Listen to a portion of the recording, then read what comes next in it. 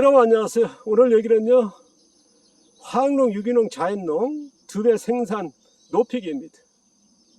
지금 농업에서 제일 고민이 뭐냐 그러면 지난 30년 동안 생산을 높이려고 굉장히 노력을 하고 있습니다. 근데 화학농이 화학비료가 나오고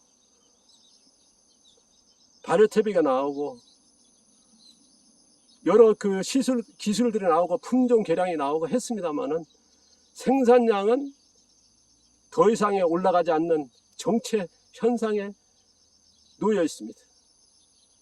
그리고 더 한국 농업의 전체적인 최악의 문제는 뭐냐 그러면 생산성은 점점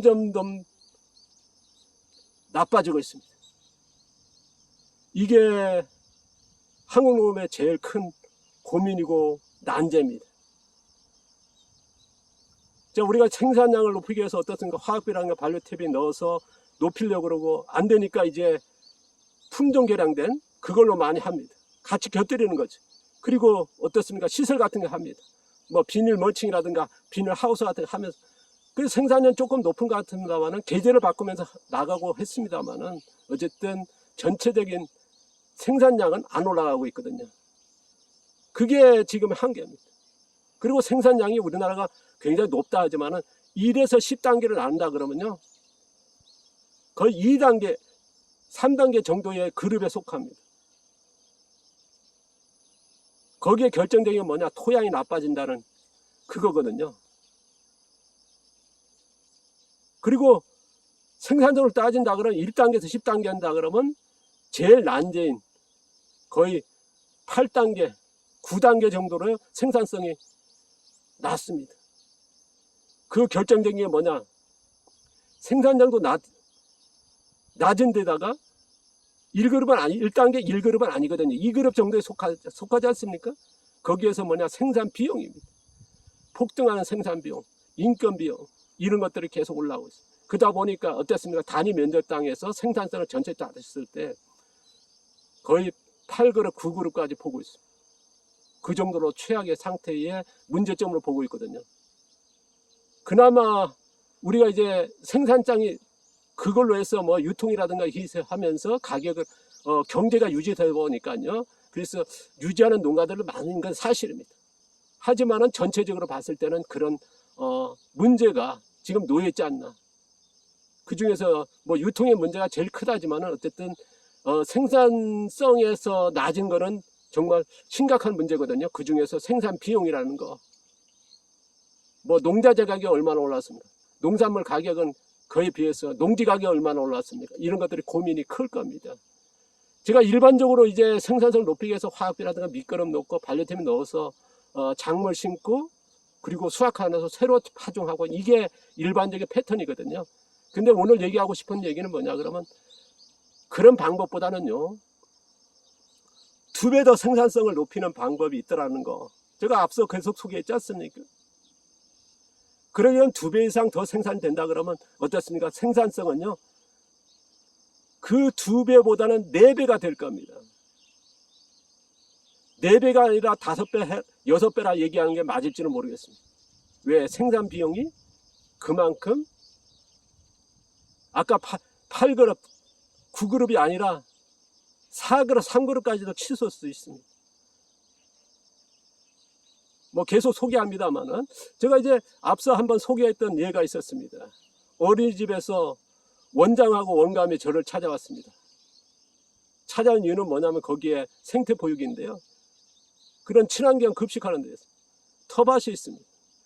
제가 이제 밑에 마을에 살고 있었거든요. 제가 농장은 이제 여기 쪽에 있고 저기가 집은 집사람이 뭐냐 이런 뭐 벌레 같은 거 싫어한다고 농사 안 짓겠다고 하니까 이제 직장 다녔기 때문에 그래서 출퇴근하고 아니면 농장에서 자고 그랬었습니다. 거기를 이제 계속 제가 이제 관찰하고 있었고 그 다음에 결정력이 뭐냐 그러면 그분들이 어린이집에서 저희 계란을 전량 다 먹고 있었습니다. 거기에 소외되는 계란은 전부 다 제가 인증받은 것도 아닌데요. 인증 계란에 뭐 다른 채소는 다 인증 거를 먹는데 저희 계란은 인증도 없이도 먹었습니다. 그만큼 신뢰가 쌓였던 거거든요. 근데 농사 짓는 걸 이제 계속 관찰했으면 관여를 안 했었습니다. 근데 거기는 보면 어떻습니까? 봄 되면요, 인력 사무소 인력 불려가지고 풀 다 제거하고요, 밭갈이하고 행사 엽니다. 퍼포먼스죠. 봄 되면 작물 파종하는 퍼포먼스 벌립니다. 어린이집 바로 앞에 잘 이제 조성된 곳인데요. 그러면 여름에 가을 되면 이제 수확해자서가 수확하지 못합니다. 풀 속에서. 왜냐하면 비닐 같은 거 안 씌우니까요. 농약도 안 쓰니까요. 그리고 가을 되면 인력 삼아서 풀 다 제거하고 또 밭갈이하고 또 파종하는 퍼포먼스 벌입니다. 그러다가 너무나 답답한지 저희 농장을 여러 번 견업 원장님들이 다녀갔거든요. 저한테 도와주십시오. 그리고 나서요, 한 달, 두 달 지나니까 저한테 그런 얘기 하시더라고요. 원장님이. 선생님, 정말 100배는 생산되는 것 같습니다. 뭐 100배는 생산되겠습니까? 근데 파종을요, 한 달에 몇 번씩 하는 겁니다. 연중 파종하는 방법. 한겨울만 빼고요. 그 다음에 연중 수확하는. 어린이집은 어떻습니까? 계속 수확하면 좋지 않습니까? 매주 두 번, 세 번씩 수확하는 행사를 계속 아이들 돌아가면서 하는 겁니다. 밤마다요. 그건 뭐겠습니까? 파종이 계속되니까 수확도 계속되는 그런 작물 재배 방법을 도입했던 겁니다. 그러니까 원장님이 3배, 4배, 5배는 생산되니까 자기 느끼는 거는 100배는 생산되는 거. 생산을 거의 못했으니까요. 제가 이제 앞서도 영상 해가지고 사진 같은 거 올렸지 않습니까?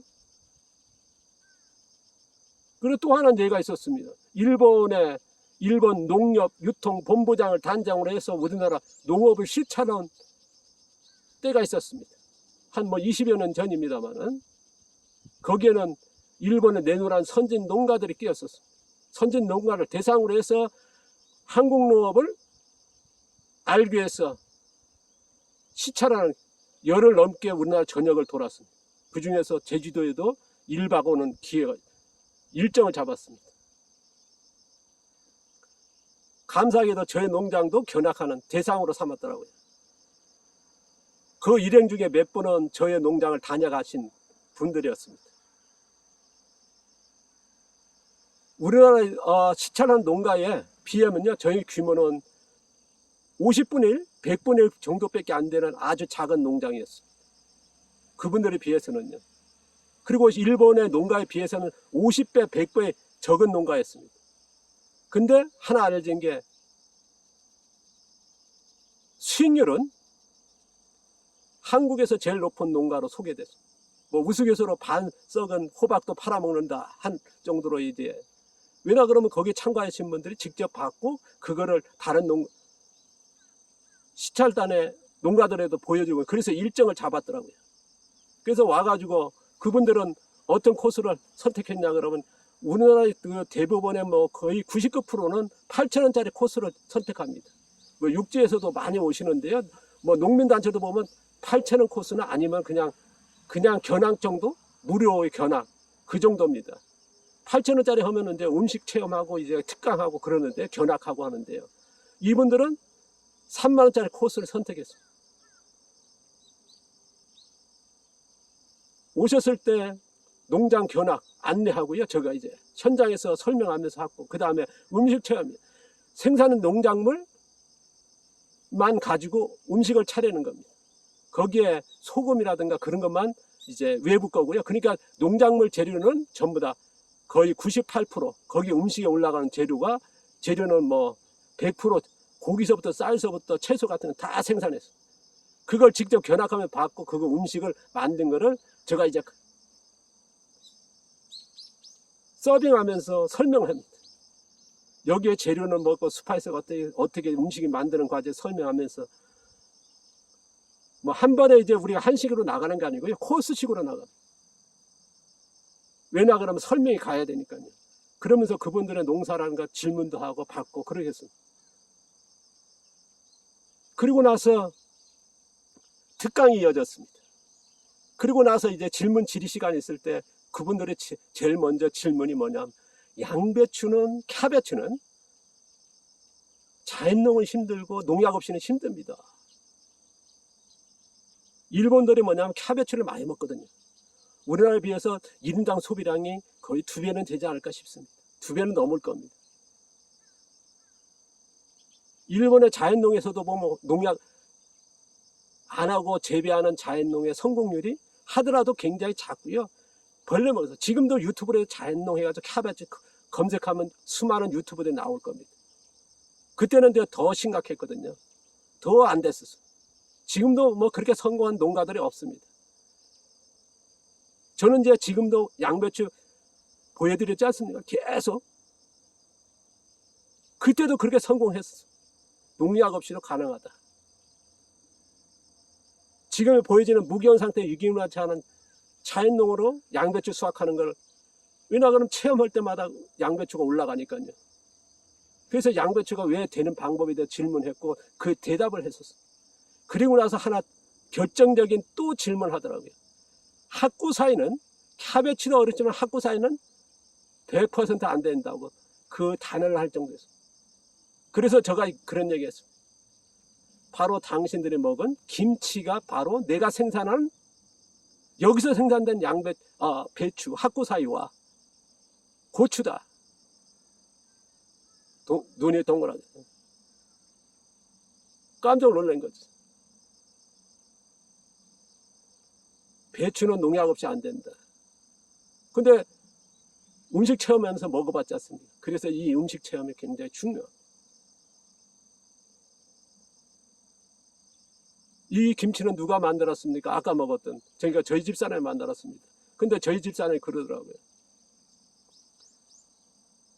음식이나 뭐든 하는 거는 김선생이 합니다. 음식도 하십니까? 저한테 하길래 저희 집사람이 그러더라고요. 일식 라이센스를 가져 있습니다. 그분들이 깜짝 놀라더라고요. 자신들의 일본 음식을 하는 라이센스를 가져 있다는 건 깜짝 놀라고요. 한식도 라이센스 가져 있습니다. 그리고 생산도 하지만 음식을 만들고 한다는 거예요. 그리고 나서 또 하나의 질문이, 결정적인 질문이 있었습니다. 뭐냐? 자신들은 농사를 지면서 전문가에 가까운 그런 규모 있는 기업형의 농업을 하는데 처음 봤다. 뭐냐 그러면 거기에 처음 음식 체험에서 음식에 올라갔던 쌈처리가 있었어. 그리고 농장 견학하면서 봤던 거예요. 바로 이런 밭에 상추가 수확되고 있었고 거의 끝물이었습니다. 근데 옆에는 바로 수확해도 되는 직전에 상추가 자라는 거예요. 그리고 바로 옆에는 또 이제 심어져 가지고 자라는 상추가 있었어요. 우리는 어떻습니까? 일반적으로 일본 농가나 우리나라는 어떻습니까? 다 수확 끝내고 새로 상추만 쫙 심고 그러지 않습니까? 그리고 옆에는 또 키운다든가 하거든요. 근데 이 자리 옆에서 계속 그렇게 한다는 거예요. 바로 이 기법이 어린이집에서 적용했던 거고, 지금도 저가 하고 있지 않습니까? 이 넓이에서 어마어마한 양을 재배하고 있거든요. 지금 어떻습니까? 제가 여기에 양배추만 2,000번, 브로콜리 600번, 그리고 양파 콘테너 지금 7콘테너가 준비되어 있어요. 양대파 재배할 거죠. 그 다음 토종배추 겨울철 엄청나게 뿌려놨습니다. 갓 2종류 뿌려놨습니다. 그 다음에 이제 토종 보리콩, 작물이 이렇게 있는데요. 그렇게 된다는 거거든요. 그게 바로 이 기법이었어요. 그분들은 처음 보는 거죠. 그럼 이 방법으로 생산 2~3배 올리는 거 안 했니까? 근데 적은 면에서 2~3배를 올린다? 같은 땅에서 바로 오늘 소개하는 바로 이 방법. 이 방법을 화학농에다가요, 기존의 방법에다가 이건 어떻습니까? 비를 넣는 것도 아니고 뭐 비닐 씌우고 뭐 씻어놓는 것도 아니지 않습니까? 단지 작물 파종 재배 방법만 달리하면 됩니다. 그게 뭡니까? 바로 제가 소개했던 연자 혼잡 재배라고 하는. 그 당시는요, 제가 이제 계속 실증을 하고 있었기 때문에 이런 방법을 알렸지만 용어는 얘기는 안 했었어요. 제가 바로 체험했던 거 어땠습니까? 음식이라고 하는, 그러니까 어떻습니까? 생산하는 농산물을 연중 생산해야 됩니다. 그러니까 이 기법에 나가는 거지. 그리고 어떻습니까? 캐베츠는, 학구사이는 캐베츠도 안 된다 했는데 했지 않습니까? 그런데 학구사이는 도저히 농약을 안 쓰면 안 된다. 배추는 농약 안 쓰면 안 된다. 그런데 그걸 생산한 거를 자신들이 먹었거든요. 먹은 걸 거짓말 하겠습니까? 그리고 다녀가신 분이 있었어요. 야, 배추를 농약 없이 재배하는 거 직접 본 사람이 있었거든. 일행 중에. 아까 두세 번 왔다 가신 분이 계세요. 바로 이런 기법이에요.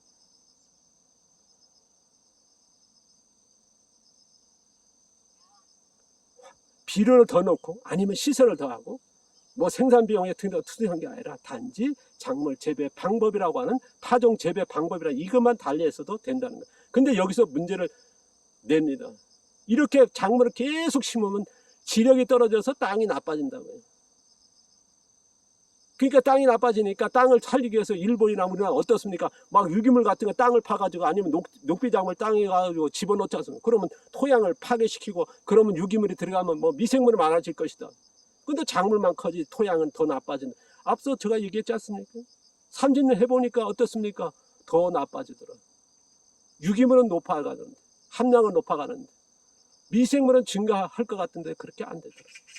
문제는 뭐냐? 토양은 더 나빠진다. 염려 현상이 나타났고요. 제가 앞서 그런 얘기가 100강에 걸쳐서 땅을 살리는 건 뭐냐? 토양 속에 유기물이 맞다. 그건 뭐냐? 뿌리의 유기물. 우리는 그걸 생각 안 하거든요. 그러니까 작물을 상추가 심어져 있습니다. 수확하는 마지막 거의 수확이 끝나는 그런 여기는 이제 수확할 상추가 자라고 바로 옆에는 뭡니까? 심어진 상추. 그러니까 끊임없이 그러니까 바깥 안 하는 거죠. 뿌리가 계속 들어가는 거죠. 뿌리가 뭡니까? 유기물이고 뿌리에 뭐 기생합니까? 미생물이거든요. 토양 속에는요. 식물을 기반으로 한 미생물이 형성돼야 됩니다. 인간이 넣어주는 유기물로서 미생물이 좋아지고 흙을 좋아지겠다고 하는 망상에 가까운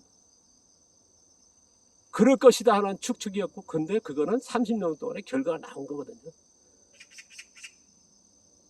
오늘 얘기한 바로 2배 생산하는 방법은 뭐냐? 기존에 수확 끝내고 새로 작물 심는 것이 아니라 끊임없이 심어나가는 그러니까 흙이 나빠진다. 그거 아니고요. 농약 없이 작물은 뭐가 안 된다. 농약 없이 하려면 뭐 해야겠습니까? 결정적인 것. 흙에서 양분으로 키워지는 흙이 돼야 되고요. 흙에는 작물은 뭐가 많아야 됩니까? 뿌리가 많아야 되거든요. 근데 뿌리 만드는 시간 없이 비료가 있습니다. 빨리 자라죠. 뿌리 만들겠습니까? 제가 지금 보시면 이제 약혼이 올 봄에 심어졌어요. 제가 심어지는 거 뭐 3월달 말부터 심었지 않습니까? 제가 매달 한 번, 2번 보였습니다. 그리고 여기 5월달에 또 바로 요 보이던 옥수수 여기 제가 이제 8월달에 보여줄 때 여기 옥수수 자랐지 않습니까? 그러니까 옥수수 줄기 따르고 또 심었습니다. 뭐 양배추요. 이 약혼은 언제 수확합니까? 10월 말에 수확하는. 근데 이렇게 있으면 작물 심으면 지력이 떨어지고 팍 한다. 약혼이 끝나면 어떻습니까? 양배추가 자라기 시작해서 어떻겠습니까? 추우니까 겨울 동안에 크는 게 아니라 뿌리 만드는 치료가. 그리고 나서 어떻습니까? 크기 시작하죠. 뿌리 5개로 키우겠습니까? 뿌리 10개, 20개로 키우겠어요. 그러니까 우리는 농약 안 치면 안 된다. 그런 생각은. 아까도 말씀드린 일본 농가가 어떻습니까? 캐베츠는 농약 없이는 불가능하고 학구사는 절대적으로 안 된다고. 근데 제가 어떻습니까? 음식을 체험을 통해서 농업 현장에서 강의로서 직접 보여드리지 않습니까? 제가 일본에 특강 가니까 그분 중에 일행 중에 한 분이 그 지역의 농부들 모아서 소개할 때 그래서 한국에 온 셰프며 농부입니다. 그러니까 제가 이제 마이크 이어받고는 그런 얘기했어요. 저는 농부며 셰프입니다. 이 이미지는 전혀 바꿔서는 안 된다 봅니다. 제가 이제 여러분의 국가인 일식을 라이센스를 따고 제가 저의 살고 있는 한국의 음식을 만드는 라이센스를 따는 건 뭐냐? 농부는 바로 음식이 되는 재료 생산하기 그걸 알아야기 때문에 뭐 그래서 그분들의 박수치고 막 거기에 관련돼서 질문도 하고 한 적이 있는데요. 어쨌든 이런 재배 방법 한다면 어떻습니까? 계속 연중 생각하지 않습니까? 지금 전원농의 전체는 아니지만 잎채소 생산하는 농가에서는요, 이 적용한다 그러면 놀라울 겁니다. 실제적으로 이게 일어나고 있거든요. 그리고 우리나라의 자급자족 농장은 이 기술이 절대 필요할 거예요. 왜냐하면 소규모 농가에서는 뭐 다 품종 다 뭐 그렇게 얘기를 하지 않습니까? 그러나 이 기술을 적용했을 때 그 방법이 빛납니다. 가능해지고요. 너무 어렵게 생각하더라고요. 도시는 철저히 이 기술을 가진다면 어떨까요? 그래서 오늘 또 얘기합니다. 아까도 말씀드렸습니다만 2배 생산을 높이는 방법을 익히 한다 그러면 2~3배는 나올 거고요. 그 다음에 생산성은 어떻습니까? 2배가 생산되면 3배, 5배에서 높아지겠죠. 제가 이제 계속 뭐 소개합니다만은 지금 이렇게 작물이 가득 찼습니다. 다 있는데도 지금 양배추요 2,000번, 브로콜리 600번 심었습니다. 지금 여기도 보면 양배추 심었습니다. 여기 어떻습니까? 약혼 사이에 호박들 이렇게 다 수확했습니다. 그럼 저쪽에도 지금 방에도 들어가 있고 먹을 거예요. 보관했고 저쪽에 나누고 그러지 않습니까? 그리고 수박 생산했고요. 근데 지금 양배추가 또 심어졌습니다. 그리고 또 사이에 뭐가 뿌리냐면 토종배추 겨울철 또 뿌려져서 바로 이런 방법입니다. 도시나 자급농, 일부의 전업농은요 이 방법을 해보십시오. 비료, 퇴비, 뭐 시설이 아닌 이런 방법을 한다 그러면 달라질 것이다. 바로 이 방법이 뭐냐? 작물 파종 재배 방법이라고 하는 전 세계 농업에 전혀 없는 기법입니다. 용어도 없었어. 다시 한번 말씀드립니다. 작물 파종 재배 방법입니다. 그걸 연자 혼작, 혼작 재배는 있었습니다. 단작 재배도 있고요. 뭐 여러 재배 방법이 있는데 연차 혼작 재배라는 연을 이어서 계속 파종한다. 그래서 연차 혼작 재배라고 하는 방법을 소개해 봅니다. 화학농, 유기농 하시는 분도 해보시고요. 자연농 하시는 분도 물론이고요. 이제는 좀 바뀌어야겠죠. 자, 제가 하는 방법입니다. 누가 뭐 따라 하시라는 건 아니고요. 저는 이렇게 한다. 그리고 그런 사례가 있더라 하는 말씀을 드립니다. 감사합니다.